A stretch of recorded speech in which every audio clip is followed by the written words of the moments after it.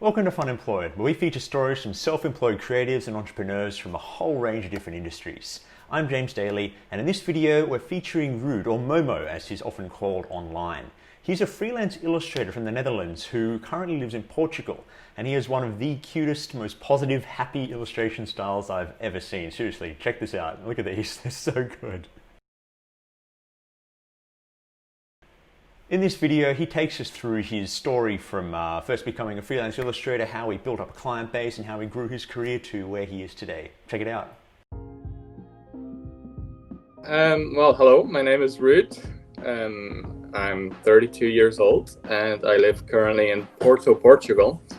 But I'm originally from the Netherlands and currently I work as a freelance illustrator.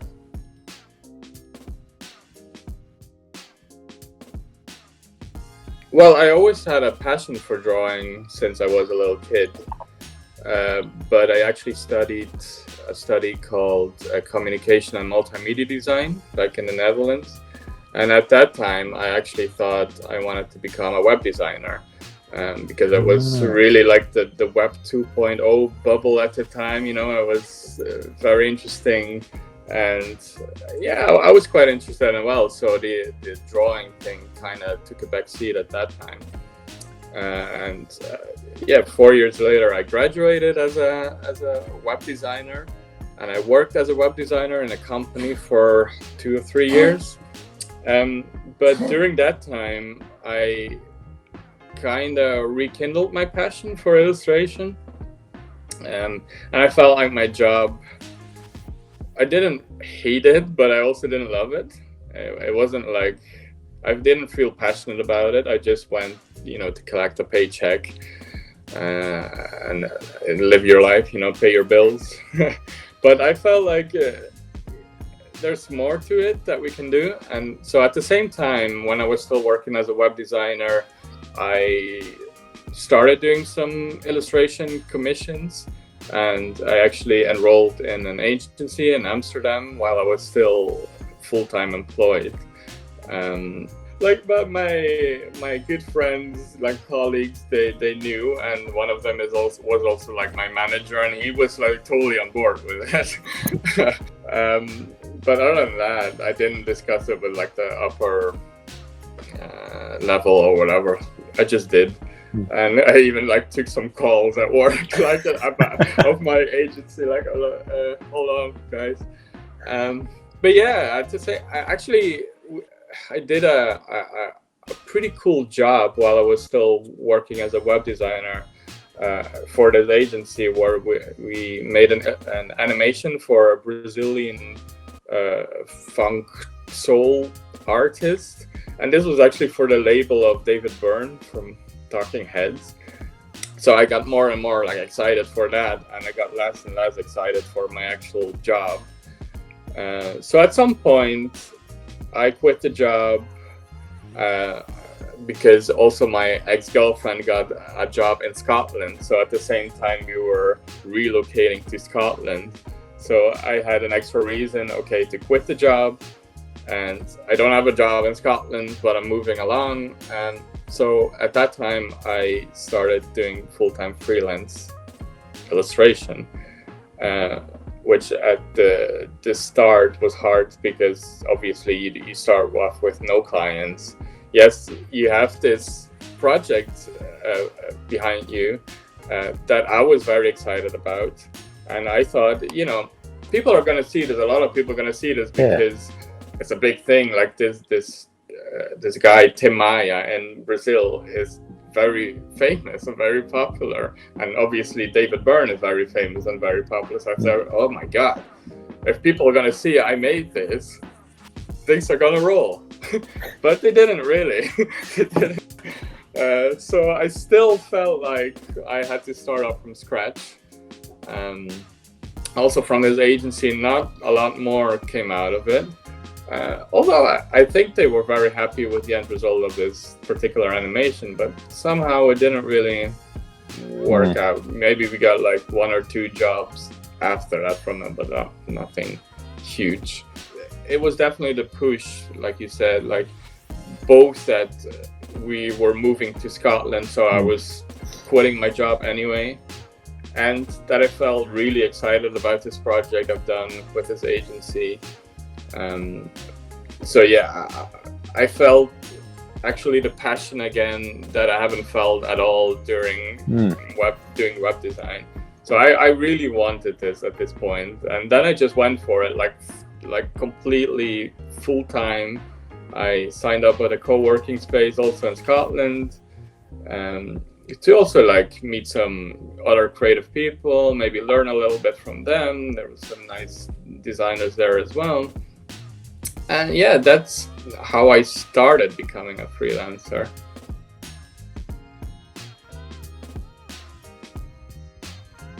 And I was never really an incredibly organized, path-making kind of freelancer. I just went for it, and I just I was like inspired by other illustrators, and I saw in a way like, okay, they are making money out of this, so it's possible to make money out of this. And I learned a lot from them, like how they would tackle things, like basically how to make your art, your drawings commercial. Because I always had a view of, okay, a lot of people can make really cool drawings, but it's another thing how these drawings are going to be applicable on a commercial side. Because that's why you also need to think about if you want to, you know, make money out of this, if you want to pay your bills with your drawings.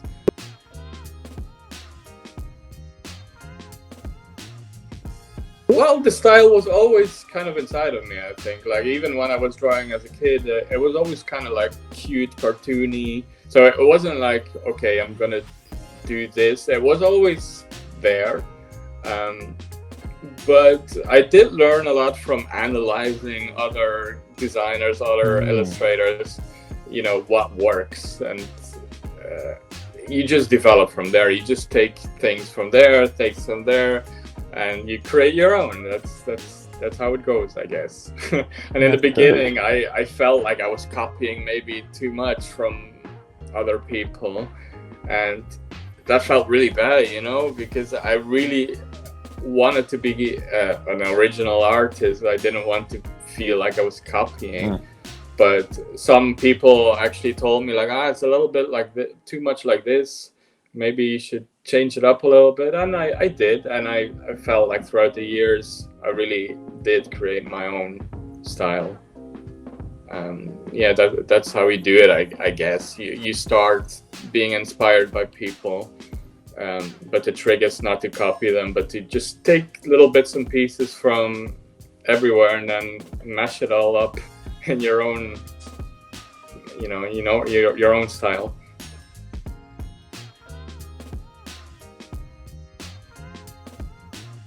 Well, the best thing obviously is having your own time and doing everything on your own pace if you can. I think that's everybody's dream when they're in a 9-to-5 job, you know, like, because I felt when I was in the office working as this web design role, I felt a lot of this time I was just waiting until it was 5 o'clock so I could go. Like, even if sometimes you don't have that much work on, so you're just pretty much wasting your time until you can go home, because the boss says it's okay to go home. Whereas as a freelancer, I'm not saying you work less, probably you don't, but at times where it's less busy, I mean, you can easily take a day or a couple of hours and a day off. And when it is busy, you do what you do until the job is done, and then you go home. You know, it makes much more sense. It's much more efficient to work this way, and I haven't looked back since. Like, I never want to go back to a real job.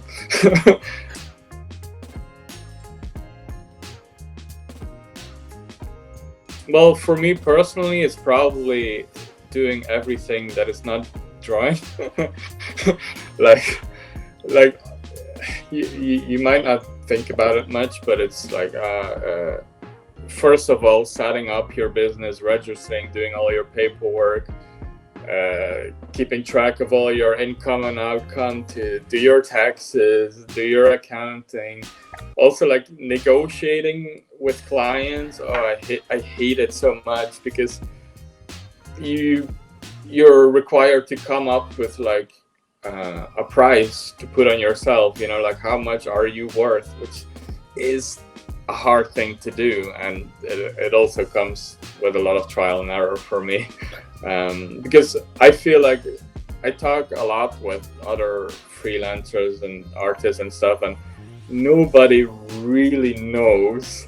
It's always just like, yeah, if the client is this, you can do a little bit of that. You know, there's no structural, you know, set price you should ask or something. I don't think there is. And it even depends on what kind of work you do, what kind of client you work for. It has a lot of variables. So I don't like that part, but you know, it is part of the job.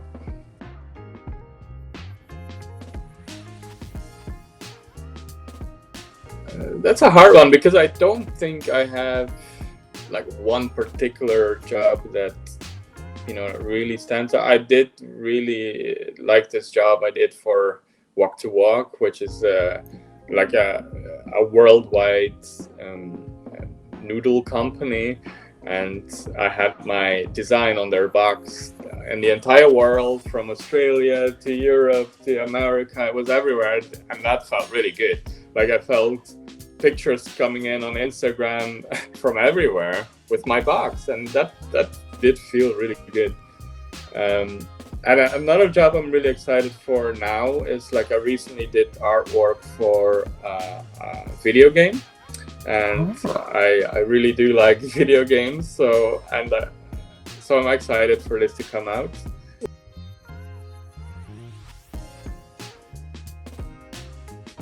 One thing I do really value is having a routine, and I learned this as well when I was starting off. Like, for me personally, it helps the best if you treat your job, even though it's a freelance job, so you know nobody's telling you have to be in the office from 9 to 5. Still try to treat it like such. You know, be your own kind of strict boss, because or else you won't get anything done. Even if you don't have any work on, there's always something you can do, like promote yourself, make drawings, you know, that people can see and like, oh, this is the kind of stuff that we can use potentially. So for me, a typical day is I do go like every morning to a co-working space. I see it kind of as my office, you know, like it feels like going to work, which really does work wonders for my productivity. Because if I stay at home, you know how it is. Like, oh, you take your time, you have a shower, you make some coffee, you walk the dog, and before you know it, it's like afternoon and you still haven't done anything. So you should keep this routine, I think. Yeah, on a typical day, I go into work, into the office, and I do stay there usually until like 4 or 5. And when I'm there, I am pretty concentrated. I put on my headphones, and you know, it depends on what I'm doing this day. Like usually in the morning, I answer some emails or some DMs I gotten or something, and then I start drawing whatever is on that day, you know. And like I said, like if I'm not working on a project, like right now I'm not really, then I do think of things I can do in the morning, you know, to build my brand. Let's say, like I make a drawing almost every day if I'm not working for a commission.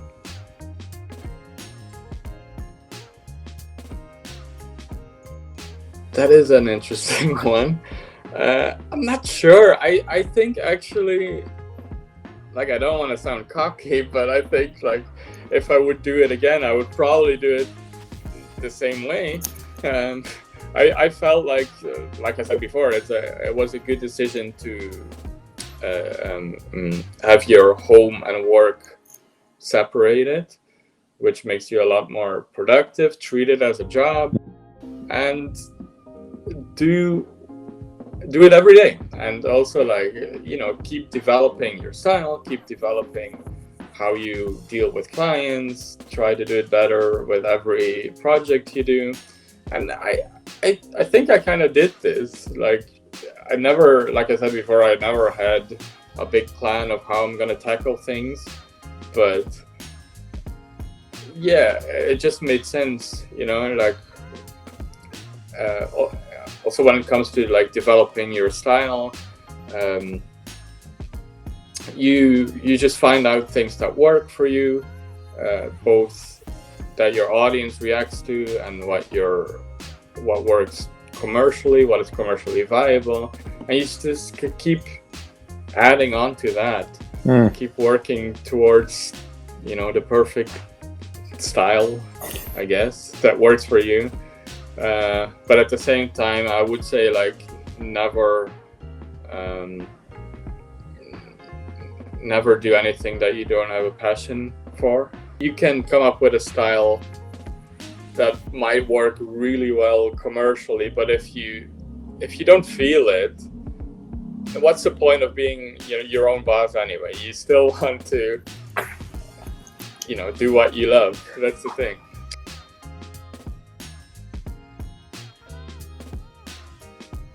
Well, my ultimate goal is to actually move from commission-based work to do my own brand and sell it in a way. It's always been my goal, but it's really hard to build, because brand recognition, you grow it very, very slowly, in my case. So yeah, when I started as a freelancer myself, I created this little dog character called Momo. That's why I'm Hey Momo online. And the idea always was to build like a little world around Momo and create a little stories and make him have little friends. And so people will identify with the little dog in the hat instead of me.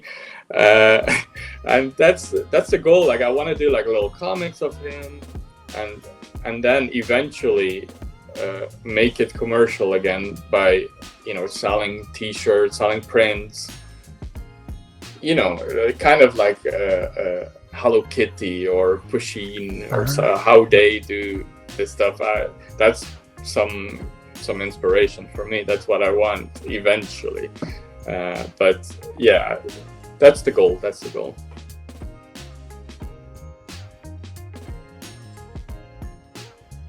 I mainly still use like the main channels like Twitter and Instagram, and also I use Pinterest a lot. Pinterest is great for your own boards.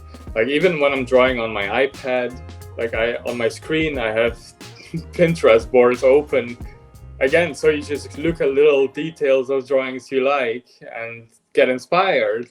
I try to get inspired all the time, you know. So yeah, I would definitely recommend making your own board of stuff you really love and work from there on Pinterest. That's great. Although I must say, like, I don't like their recommendation algorithm, because somehow I still get like all cakes and dresses and stuff on, even though all my pins are just illustrations.